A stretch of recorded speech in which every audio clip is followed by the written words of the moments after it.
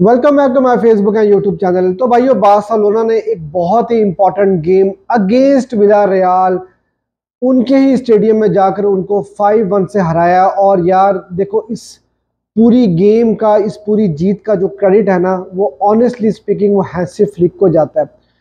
यार इस बंदे के, जिसको हम बोलते हैं ना बॉल्स ऑफ स्टील, भाई इस बंदे के पास बॉल्स ऑफ स्टील है। क्योंकि यार इतना इंपॉर्टेंट गेम, एक ऐसी टीम जिसको लेकर ना, कम से कम मैं तो बहुत डरा हुआ था कि यार हम लोग किस तरह से खेलेंगे इनके अगेंस्ट, क्या हम मैच जीत पाएंगे कि नहीं। स्पेशली जो मोनाको का गेम हुआ ना, मैच हारने के बाद से मुझे लगा था कि हम लोग थोड़ा स्ट्रगल करेंगे, यहाँ पर इतना आसान नहीं होगा। और बड़ी ओपन फुटबॉल होती है विलारियल जो अपने स्टेडियम के अंदर जब खेल रही होती है, तो वहां पर वो गोल स्कोर भी करती है और खाती भी है।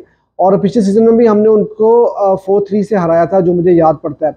लेकिन यार जो आज का गेम था ना, उसके अंदर जो सबसे इम्पोर्टेंट चीज़ ये थी कि जो हैंसी फ्लिक ने नए बच्चों को खिला दिया, ला मासिया के नए नए बच्चों को खिला दिया। उसने बल्दे को रेस्ट करा दिया, उसने पैब्लो टोरे को खिला दिया। मतलब मुझे उम्मीद नहीं थी कि ऐसा होगा, और मुझे उम्मीद नहीं थी कि कुबार्सी को नहीं खिलाएंगे, और उसने डोमिंगस को खिला दिया। तो यार ये चीज़ ना, एक बड़े जिगरे वाले कोच के पास ही ऐसी चीज़ होती है कि वो इतनी चेंजेस एक बड़ी गेम के अंदर कर ले।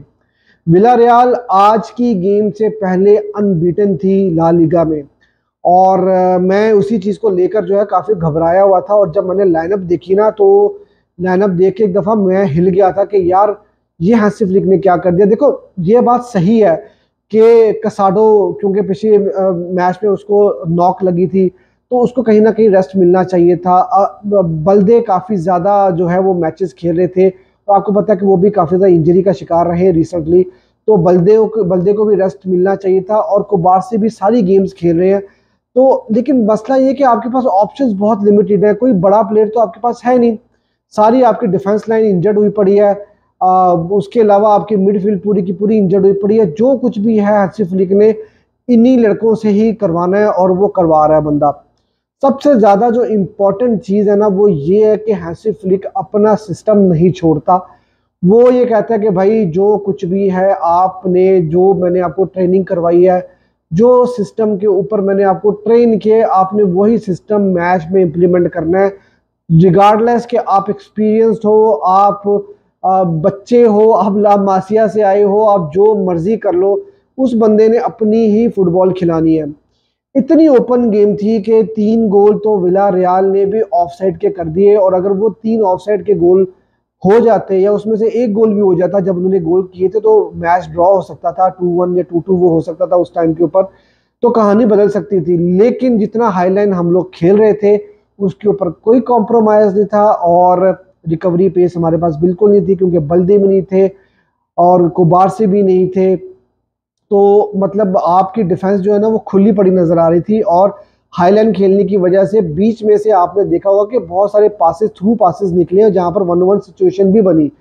लेकिन ये कि यार मैच हमने जीत लिया, और 5 गोल, मतलब 5 गोल कोई आम बात नहीं है। पिछली गेम में हमने 4 गोल मारे थे, उससे पहले 7 गोल हमने ला लीगा में मारे हैं।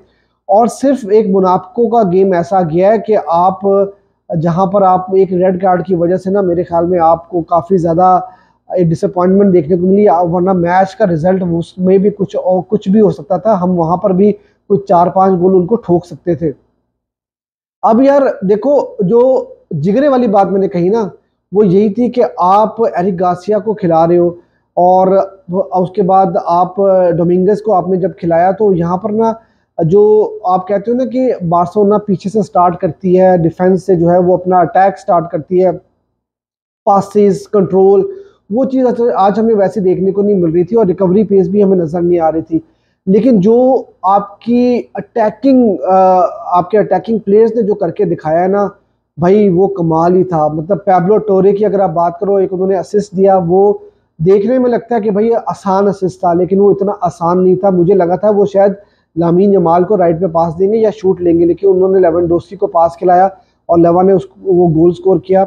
तो आप अगर देखो, आपके सामने स्क्रीन के ऊपर रेटिंग्स आ रही है, तो किस तरह से आपकी जो अटैक है वो परफॉर्म कर रही है।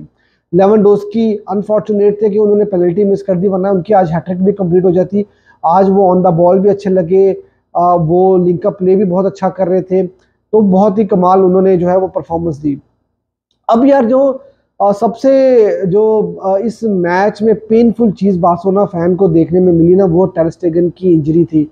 और जो अभी तक रिपोर्ट्स आ रही हैं उसमें कहा जा रहा है कि उनका सीज़न ख़त्म हो गया, और 7 to 9 मंथ्स की जो है रिपोर्ट्स आ रही हैं। अभी जो मैं पढ़ रहा था वो ये पढ़ रहा था कि उन्होंने हॉस्पिटल व्हील चेयर के ऊपर छोड़ा है अभी, और उनकी सर्जरी होगी। और मुझे लगता है कि शायद ये, अब मुझे श्योर नहीं है अभी तक रिपोर्ट्स, लेकिन मुझे लगता है कि ये ACL इंजरी है और वो 8 से 9 महीने के लिए बाहर है। अब देखना ही होगा कि बार्सिलोना किस तरह से जो है वो इसको डील करेगी। क्या बार्सिलोना नया कीपर साइन करेगी? आप नया कीपर साइन कर सकते हैं अगर बार्सिलोना को कोई भी प्लेयर आपका इंजर्ड होता है, तो कोई फ्री प्लेयर, फ्री एजेंट अगर बाहर बैठा हुआ है तो आप उसको साइन कर सकते हैं। मुझे तो अभी नवाज की शाउट्स सुनने में आ रही है। आई एम नॉट श्योर कि ऐसा होगा कि नहीं, कि वो रिस्पेक्ट में अगर बारसा जाती भी है उनको साइन करने, तो मैड्रिड के रिस्पेक्ट में पता नहीं वो आते हैं नहीं आते, आई एम नॉट श्योर। लेकिन फिलहाल ये कि आपकी बड़ी इंपॉर्टेंट गेम्स आ रही हैं आगे, रियल मैड्रिड के अगेंस्ट, आपकी बायर्न के अगेंस्ट। तो फिलहाल आपको इनाकी पीनिया के ऊपर ट्रस्ट करना होगा, या आपको कोई सोल्यूशन जो है वो मार्केट में देखना होगा। लेकिन भाई सिंपल सी बात है कि हैंसी फ्लिक ने जो है ना वो अपने सिस्टम जो भी उन्होंने इम्प्लीमेंट करवाना है तो उन्होंने करवाना है, उन्होंने उसके ऊपर कॉम्प्रोमाइज़ कोई नहीं करना। अब अगर टर स्टेगन की मैं बात करूं, प्लेयर बाय प्लेयर की मैं आपके साथ डिस्कशन करता हूं, तो टर स्टेगन ना पिछला गेम में जो उन्होंने मिस्टेक की थी उसके बाद हम मैच हारे, तो आज की गेम में लग रहा था उन्होंने बड़े अच्छे सेव्स किए, तो लग रहा था कि वो अपना कॉन्फिडेंस वापस लेकर आ रहे हैं। लेकिन बड़ा अनफॉर्चुनेट है यार, हम बारसा फैंस की जो है ना वो हाई लग गई है उन बेचारे को। और अब आप देखो कि यार जो कुछ भी आपके पास है ना, आपको उसी में ही खुश रहना चाहिए, क्योंकि अब आपके पास टर स्टेगन भी नहीं है, तो ये प्रॉब्लम्स तो हैं। अब आपको इसको साथ डील करना पड़ेगा। उसके अलावा यार देखो, क्या नाम था उनका, डोमिंगस, उनका गेम ठीक था यार। एक यंग लड़का आप उसको खिला रहे हो, तो मेरे ख्याल में ठीक गेम रही है उनकी। उनको ज़्यादा क्रिटिसिज्म आप क्या कर सकते हो। इनिगो मार्टिनेज और कुबारसी की जो पार्टनरशिप बनती है ना हमारे डिफेंस के अंदर, भाई वो कमाल पार्टनरशिप है, उसको आप ना नहीं छेड़ सकते फिलहाल। इनिगो मार्टिनेज भी ठीक ठाक खेल रहे थे, लेकिन प्रॉब्लम ये है कि डोमिंगस और इनिगो मार्टिनेज, इनके पास रिकवरी पेस नहीं है। और फिर जेरार्ड मार्टिन जो खेल रहे थे, उनका भी थोड़ा सा यही प्रॉब्लम है कि उनकी भी रिकवरी पेस इतनी अच्छी नहीं है, और ऑफेंसिवली भी वो इतना ज़्यादा अच्छा नहीं कर पाते। मुझे पसंद है वो प्लेयर, लेकिन ये कि बल्दे जो हैं वो ज़्यादा अफेक्टिव नज़र आते हैं। अब कुंदे का गेम बहुत ही अच्छा था, उसके बाद एरिक गार्सिया का डिसेंट गेम था, मतलब मैं क्या कह सकता हूँ, ज़्यादा उनको क्रिटिसाइज मैं कर नहीं सकता।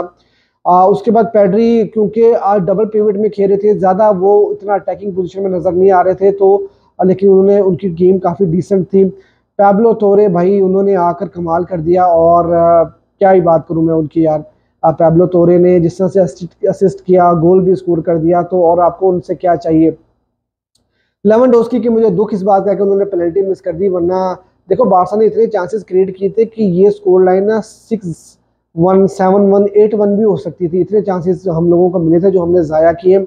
और लामीन यमाल का भाई 5 गोल ऑलरेडी वो सॉरी 3 असिस्ट वो कर चुके हैं, और 3 गोल और 5 असिस्ट वो कर चुके हैं।